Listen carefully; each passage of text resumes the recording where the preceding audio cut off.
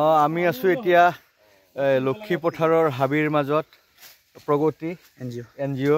তেওঁলোকো আছে তেওঁলোকে উদ্যোগ লৈছে আৰু সকলো এনেকৈ আহিছে গছ পুলি কল পুলি লৈ আমি গোটেইখিনি মানুহ এই ৰাতিপুৱাই লক্ষী পথাৰৰ হাবিৰ মাজত লগ হৈছো বিশেষকৈ হাতী আৰু মানুহৰ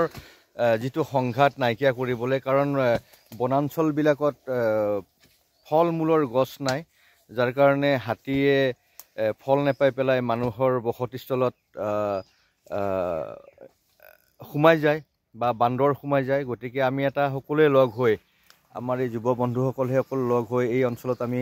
এনেদৰে কাম কৰি আছো যি 3 বছৰ এতিয়া সকলো ওলাই আহিছে এই সচেতনটো লাগে আমাক নহয়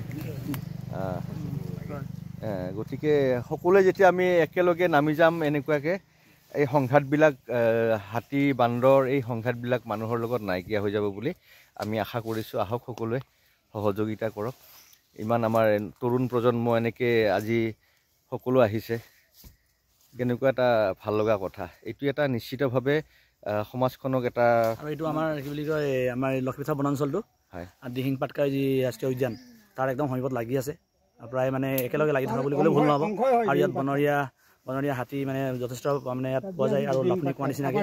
ৰাইজৰ জনবসতিস্থলত তেওঁলোক হাতী সোমাই পিনে কেতিয়াবা উপদ্ৰৱ চলায় গতিকে মই ভাবোঁ আজি যি কলগছ পুলি বা বাকী অন্যান্য গছ পুলি ৰুম মই ভাবোঁ এটা আমাৰ বনাঞ্চলত থকা বন্যপ্ৰাণী উপকৃত হ'ব